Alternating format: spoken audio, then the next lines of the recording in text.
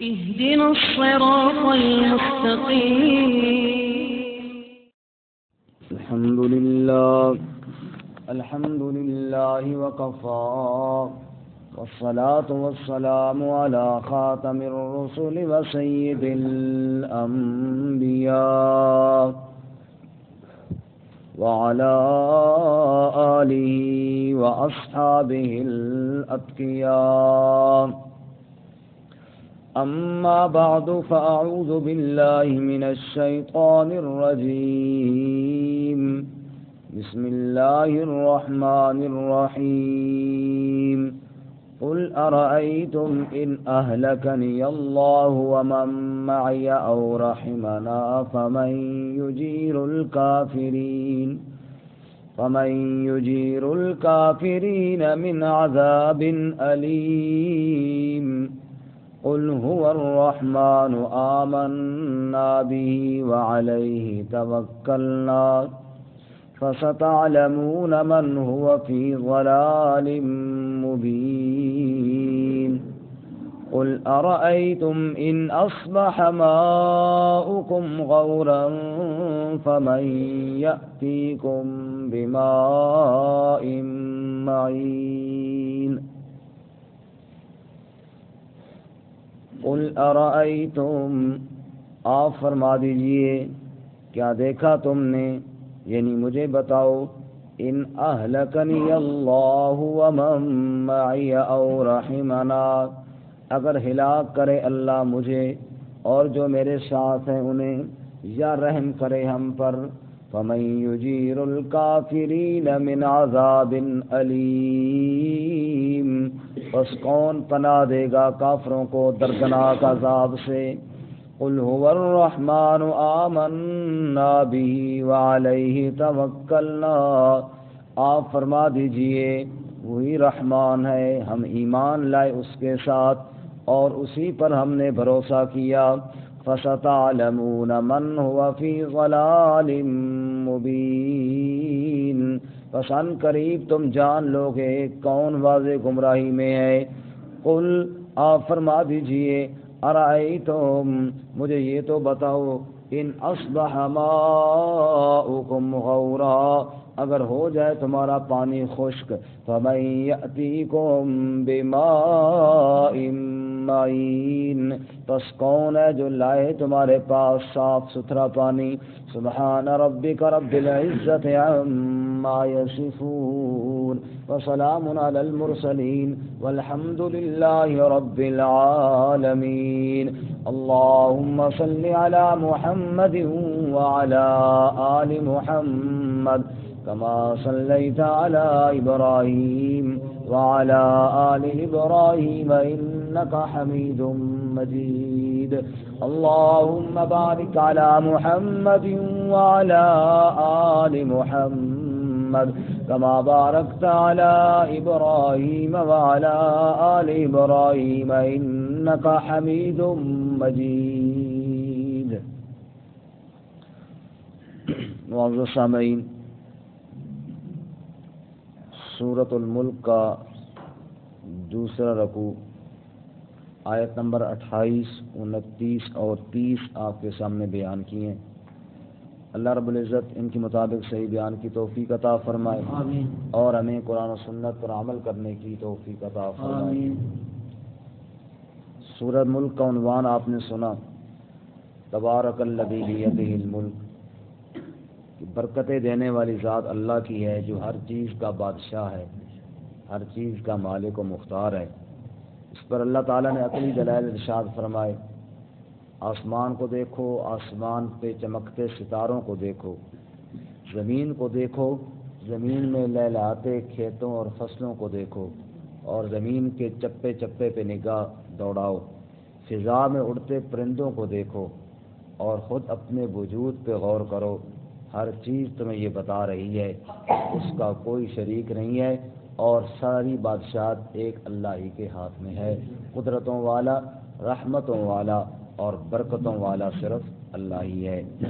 پھر گزشتہ سبق میں آپ حضرات نے سنا کہ اللہ تعالیٰ نے بطور شکوہ کے منکرین سے فرمایا کہ یہ کہتے ہیں اتنے دلائل سننے کے بعد بجائے قبول کرنے کے آگے یہ کہتے ہیں بتاؤ قیامت کب آئے گی، بتاؤ عذاب کب آئے گا؟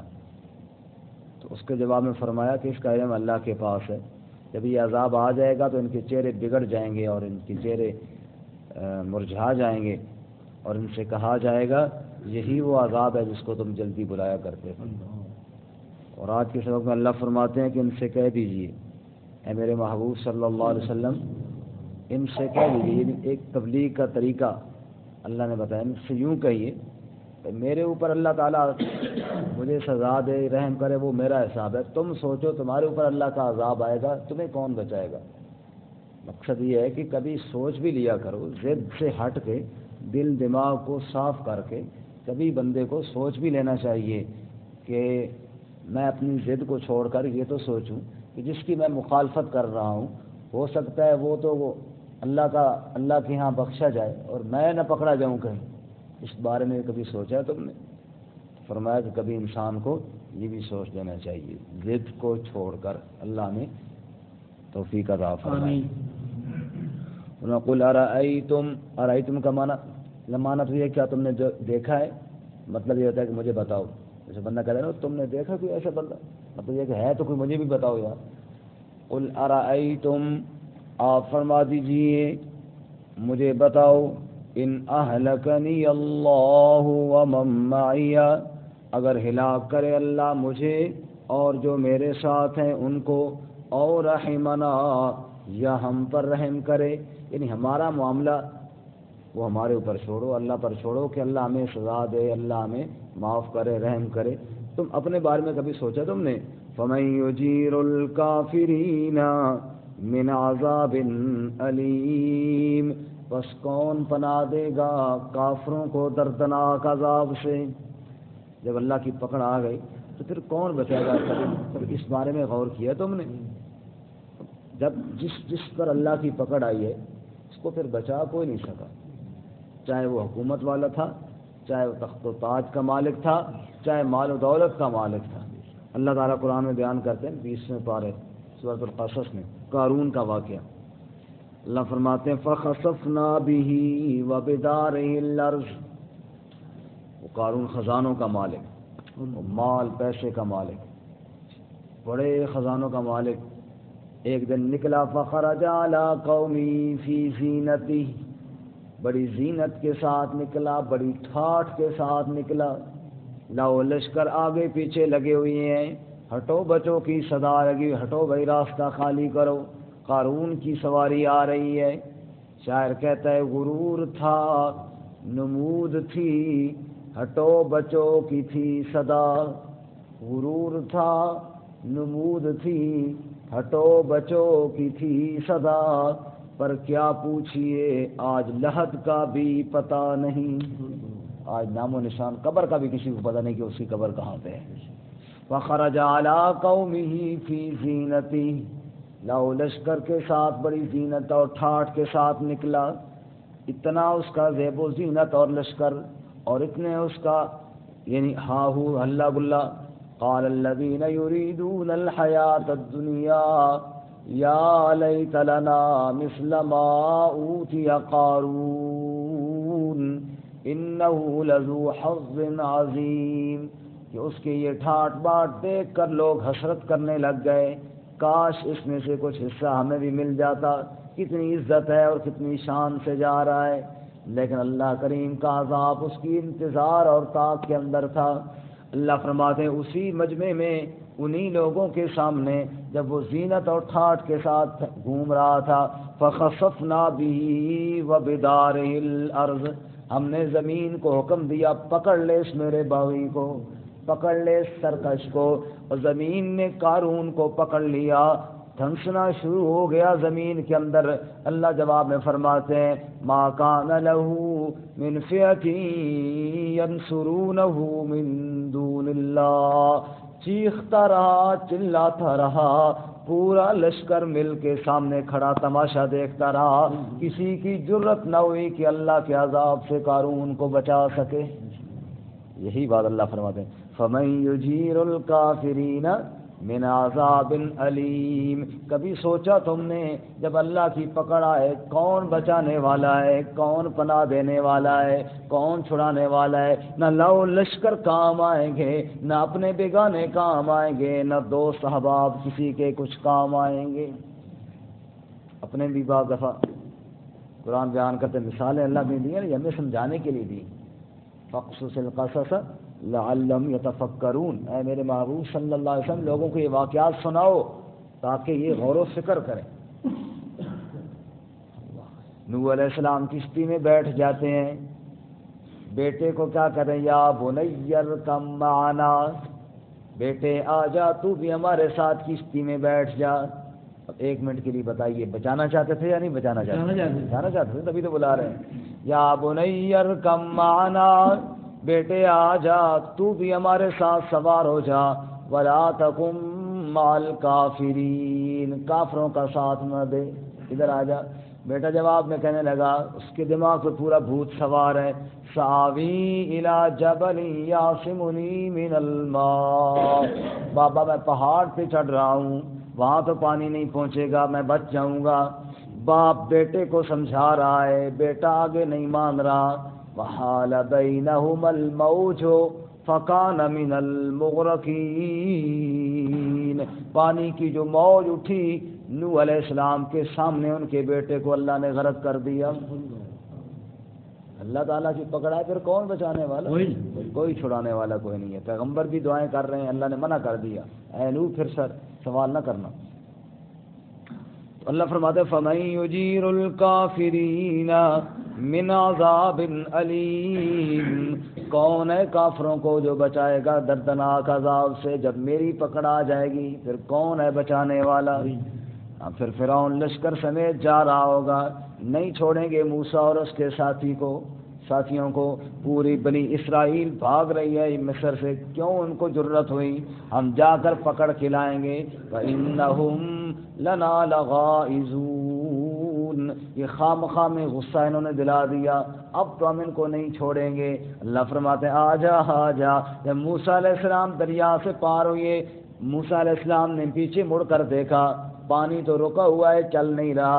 رب نے فرمایا وَاتْرُكِ الْبَحْرَ رَهْوًا إِنَّهُمْ جُنْدٌ مُغْرَقُونَ، موسیٰ نہ دیکھ دریا کو، کھڑا رہنے دے پانی کو، اب دیکھ تیرا رب کرتا کیا ہے، فرعون کے سارے لشکر کو غرق کر کے رکھ دے گا۔ جب فرعون غرق ہونے لگا، اللہ فرماتے جن لوگوں کے سامنے بیٹھ کے خدائی کے دعوے کیا کرتا تھا انہی کے سامنے اللہ تعالیٰ نے غرق کیا اس کو، اور بتایا دنیا والو جب میری پکڑ آ جائے پھر نہ لاؤ لشکر بچا سکتا ہے، نہ کوئی اور طاقت بچا سکتی ہے۔ لشکر ساتھ ہے، وہ بھی ساتھ ہی غرق ہو رہا ہے۔ اللہ فرماتا ہے فَمَن يُجِيرُ الْكَافِرِينَ مِنْ عَذَابٍ أَلِيمٍ، کون بچائے گا دردناک عذاب سے؟ جب اللہ کی پکڑ آ جائے گی وہاں سے آئے گی، انسان سوچ بھی نہیں سکتا، اور انسان حیران رہ جائے گا یہاں سے اللہ کی پکڑ کیسے آ گئی۔ یہ موت ہی کا نقشہ تو دیکھ لیجئے نا، جب کسی کی موت آتی ہے کتنی کوشش کرنے والے کرتے ہیں بچانے کے لیے، ڈاکٹر نسخے تجویز کر رہے ہیں، مہنگے سے مہنگے ہسپتال میں علاج کیا جا رہا ہے، آکسیجن لگا کے زبردستی سانس چلانے کی کوشش کی جا رہی ہے، پھیپھڑوں کو ڈاکٹر دبا کے یہاں سے سانس چلانے کی کوشش کر رہے ہیں، ٹیمیں بیٹھی مشورے کر رہی ہیں، ماں باپ بیٹھے آنسو بہا رہے ہیں، بہن بھائی بھی دکھیا ہیں، سارے کوشش میں ہیں کسی نہ کسی طریقے سے بچ جائے اور کسی نہ کسی طریقے سے سانس چل پڑے، لیکن جس سانس کو روکنے کا اللہ تعالیٰ نے فیصلہ کر لیا ہو دنیا کی کوئی طاقت اس کو واپس چلا نہیں سکتی۔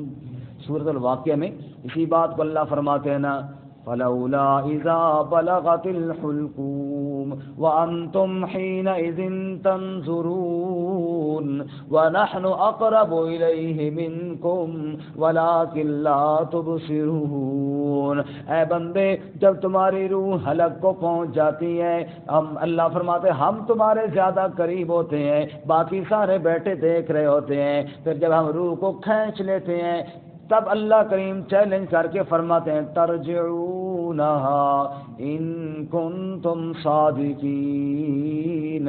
اگر جرت ہے تو اس روح کو واپس لوٹا کر دکھاؤ. نہ مرنے دو نہ اپنے عزیز کو, نہ مرنے دو نہ اپنے پیارے کو. لیکن دنیا والوں, جب رب کا امر آ جائے پھر کسی کی مجال نہیں اور طاقت نہیں اس کو روک سکے. یہی بات اللہ سمجھانا چاہتے ہیں. ارے بھائی, ہم پر اللہ رحم کرے یا اللہ ہمیں عذاب دے, ہلاک کرے, اس بات کو چھوڑو, اپنے بارے میں سوچو. فَمَن يُجِيرُ الْكَافِرِينَ مِنْ عَذَابٍ أَلِيمٍ. کون نجات دے گا کافروں کو, کون پناہ دے گا کافروں کو دردناک عذاب سے؟ جب کوئی نہیں ہے نا, اللہ کے علاوہ کوئی نجات دینے والا نہیں. اس لیے اگلی آیت میں فرمایا قل, آپ فرما دیجئے میرے پیغمبر, جب کوئی نجات دینے والا نہیں, جب کوئی بچانے والا نہیں, تو پھر سنو ہمارا عقیدہ.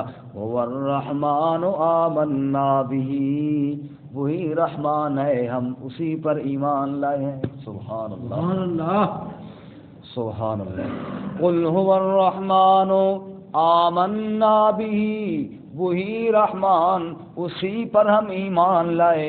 اور اگلی بات بھی سنو, وَعَلَيْهِ تَوَكَّلْنَا, اسی پر ہم نے بھروسہ بھی کیا. ہمارے دل کا یقین کس کی ذات پر ہے؟ اللہ کے علاوہ کوئی نفع کا مالک نہیں ہے, کوئی نقصان کا مالک نہیں, کوئی عزت کا مالک نہیں, کوئی ذلت کا مالک نہیں. وہ کسی کو عزتیں دے, کوئی ذلیل نہیں کر سکتا. وہ کسی کو ذلیل کرے, کوئی عزتیں نہیں دے سکتا. جو وہ فیصلہ کرے اس کے فیصلے کو کوئی روک نہیں سکتا. انما امرہ اذا اراد شیئا ان یقول له کن فیکون. وہ کہتا ہے کہ ہو جا تو بس ہو جاتا ہے. اس لیے ہمارا بھروسہ ہمارے اللہ کی ذات پر ہے, اپنے پیارے اللہ پر بھروسہ کیا, اور کسی پر ہمارا کوئی بھروسہ نہیں. اللہ اپنے نبی سے فرماتے ہیں قل اللہم مالک الملک تؤتی الملک من تشاء وتنزع الملک ممن تشاء وتعز من تشاء وتذل من تشاء بیدک الخیر انک علی کل شیء قدیر. اے اللہ, تو ہی ملک کا مالک ہے, جس کو چاہتا ہے ملک دیتا ہے, جس سے چاہتا ہے ملک کو چھین لیتا ہے, جس کو چاہتا ہے عزت دیتا ہے, جس کو چاہتا ہے ذلیل کر کے رکھ دیتا ہے. بیدک الخیر, ساری خیریں سارے فیصلے تیرے ہاتھ کے اندر ہے میرے اللہ. انک علی کل شیء قدیر, تو ہی ہر چیز پر قادر ہے. اس لیے فرماتے ہیں علیہ توکلنا, ہمارا بھروسہ کس کی ذات پر ہے؟ اللہ کی ذات پہ بھروسہ رکھنا چاہیے, کیونکہ سارے نفع کا مالک بھی اللہ, نقصان کی بھی اس کے امر کے بغیر کسی کو کچھ نہیں پہنچ سکتا. فَسَتَعْلَمُونَ مَنْ هُوَ فِي ضَلَالٍ مُبِينٍ. اب دو گروہ ہو گئے, ایک اللہ پر ایمان رکھنے والا, اللہ پر بھروسہ کرنے والا, دوسرا غیر اللہ پر ایمان رکھ کر غیر اللہ پر بھروسہ کرنے والا. اللہ فرماتے ہیں فیصلہ ان قریب ہو جائے گا. فَسَتَعْلَمُونَ, پس ان قریب تم جان لوگے, مَنْ هُوَ فِي ضَلَالٍ مُبِينٍ, کون ہے واضح گمراہی میں. پتہ چل جائے گا کس کی غلطی ہے, کس کا عقیدہ غلط تھا, اللہ پر بھروسہ رکھنے والے کا یا غیر اللہ پر ان قریب پتہ چل جائے گا. اور پھر آخری دلیل, وہ تو ان قریب بعد میں پتہ چلے گا ہی. ابھی بتاؤ, یہ جو تم پانی پیتے ہو نا صبح شام, یہ کس نے دیا ہوا ہے؟ قل ارأیتم, آپ فرما دیے مجھے یہ تو بتاؤ نا, ان اصبح ماؤکم غورا, اگر یہ تمہارا پانی خشک ہو جائے, فَمَن يَأْتِيكُم بِمَاءٍ مَّعِينٍ, کون ہے جو تمہارے پاس لے کر آئے ماء معین. معین چشمے کو بھی کہتے ہیں, گہرے کو بھی کہتے ہیں. جو چشمے والا پانی ہوتا ہے, گہرا پانی ہوتا ہے, وہ صاف بھی ہوتا ہے, اس لیے اس کا مرادی معنی صاف بھی کر دیتے ہیں. صاف پانی کون لے کے آئے گا؟ پانی کا چشمہ کون لے کر آئے گا؟ گہرا بہتا ہوا پانی, صاف ستھرا پانی کون تمہارے پاس لے کر آئے گا جو تم پیو گے؟ یہ اللہ خشک کر دے, کوئی ایک قطرہ بھی دینے کی طاقت ہے نہیں. کہیں واقعی میں نے پڑھا تو نہیں ہے, سنا ہے, کسی بزرگ سے سنا تھا, واللہ تعالی عالم, کہ جب یہ آیت نازل ہوئی نا کہ اگر اللہ پانی خشک کر دے, کون ہے جو پانی لے کر آئے, تو ایک بدبخت نے آگے سے کہا اوہ جی کیا ہو گیا, نیچے سے اور کھود لیں گے اور بور کروا لیں گے. اللہ کی قدرت کہ آنکھوں کے اندر پانی ہوتا ہے نا, وہ خشک ہوگا اس کو، یہ پانی خشک ہوگا۔ اب پھر رہا ہے جناب، نظر چلی گئی، آنکھوں کا پانی خشک ہو جائے تو اللہ تعالیٰ نے اس کو کہا، یعنی اس کو کہنے والوں نے سے کہلوایا اللہ نے، اور نیچے بور بعد میں کروانا، پہلے یہ پانی جو خشک اللہ نے کیا ہے نا یہ کہیں سے پیدا کر دے گا۔ اللہ پانی خشک کر دے، کون ہے پانی لے کر آنے والا؟ کیا جتن بندہ کرتا رہے اور کہاں کہاں دھکے کھاتا رہے، جب رب نہ چاہے تو کوئی کچھ بھی نہیں کر سکتا۔ اللہ تعالیٰ عمل کی توفیق عطا فرمائے۔ ترجمہ دوبارہ سے، قل ارأيتم ان اهلكني الله ومن معي او رحمنا، آپ فرما دیجئے مجھے یہ بتاؤ اگر ہلاک کرے مجھے اللہ، مجھے بھی جو میرے ساتھ ہیں ان کو بھی، یا رحم کرے، فمن يجير الكافرين من عذاب علیم، بس کون پناہ دے گا کافروں کو دردناک عذاب سے۔ قل هو الرحمن آمنا به، آپ فرما دیجئے وہی رحمان ہے جو ایمان لایا ہم اس کے ساتھ، وعلیہ توکلنا، اور اسی پر ہم نے بھروسہ کیا، فستعلمون من هو فی ضلال مبین، پس ان قریب تم جان لوگے کون ہے واضح گمراہی میں۔ قل ارأیتم، آپ فرما دیجئے مجھے یہ تو بتاؤ، ان اصبح ماؤکم غورا، اگر ہو جائے پانی تمہارا خشک، فمن یأتیکم بماء معین، پس کون لائے گا تمہارے پاس صاف پانی۔